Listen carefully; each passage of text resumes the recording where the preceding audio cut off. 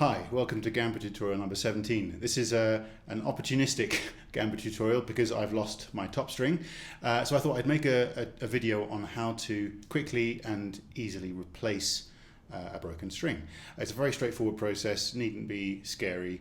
I've been using recently, well, for the last couple of years actually, Toro strings.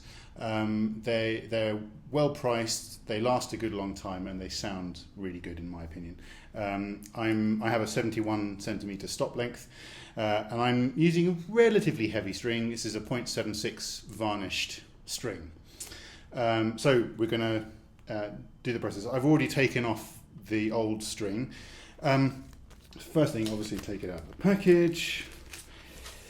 Now, first thing to do is to unwind the string carefully. You don't want to get any sort of right angle bends in the string, because that'll weaken the string and actually affect the sound if it happens to end up in the playing area. So straighten it out, and then we need to do, well, some people tie knots, and there are various complicated knots that you can make. But for a thin string like this, all you need to do is bend the string over, pinch two ends together, and then twist them around. So you don't need to tie a knot. All you need to do is twist one end of the string over the other so that you create a little loop like that. So no knots involved, which is much more straightforward, especially for someone like me who can't cope with knots. So let that end dangle, and then very straightforward, you just slot the string through the hole in the tailpiece.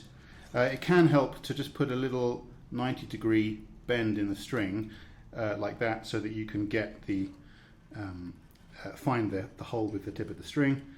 Takes a bit of fiddling. There we go. Put it all the way through,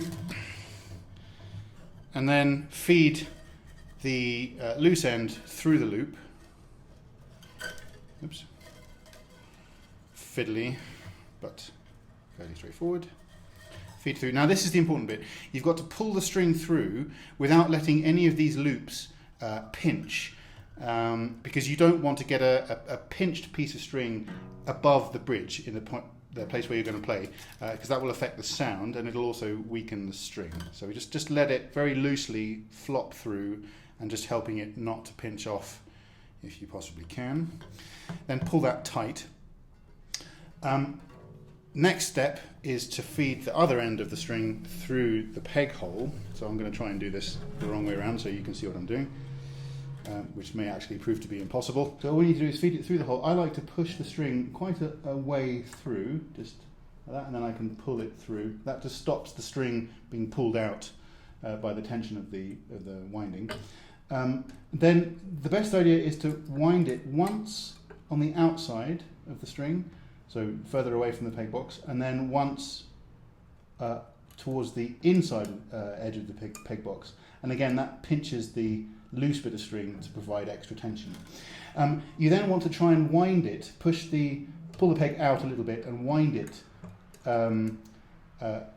closer to the end of the peg. That stops the string bunching up against the side of the peg box. And once that happens, it can be really difficult to move the peg and tighten the string. So I'm just going to keep winding.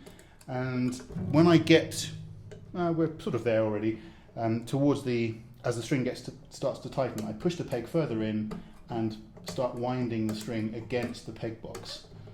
And this provides tension that will stop the peg from unwinding, but also it will, if you've done it right, you won't have too much string, which will make the string really difficult to wind, to tighten.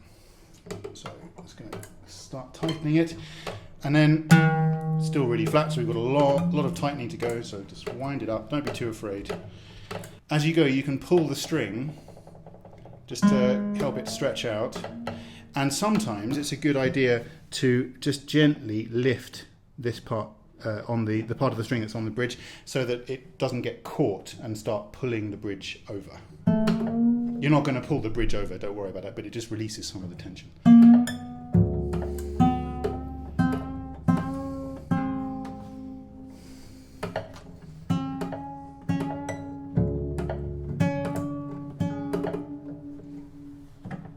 going to keep releasing that tension. And there we go. Okay, so now the string is at pitch. I'll go a bit under pitch. And the string is going to continue to lose pitch because the gut will stretch. And this will happen over the next few hours. So it's always a good idea to change your string at least a day before you have to perform. But what you can do to help is take 4 fingers, put them underneath the string and pull gently. And just give it a little sort of pull like that, and it'll get flatter and you can tighten it again. And it just encourages the string to stretch. And it will reduce the amount of time it takes for the string to stabilize.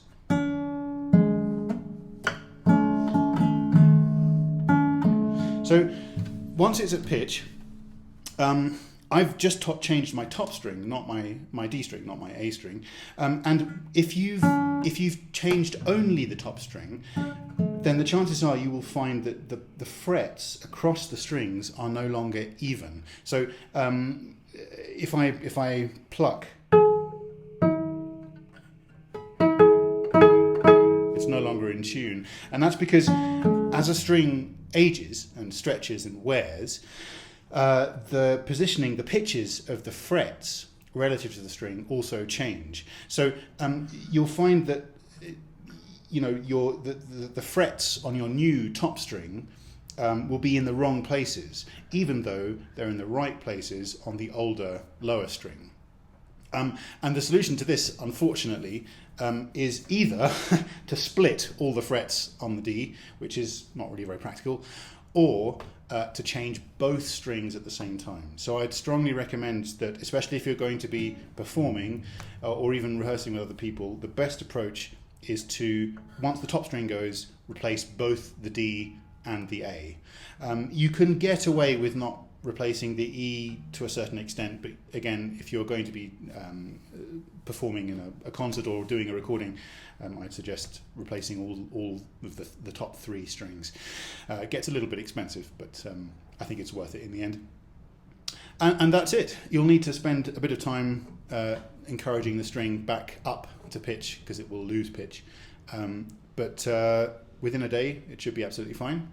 And it's all relatively straightforward, nothing to be worried about. And the best thing is there's absolutely no need to use knots at the bottom of the string, because the tension of the wrapped gut will keep the string in place. So yeah, that's it. I hope you found that useful.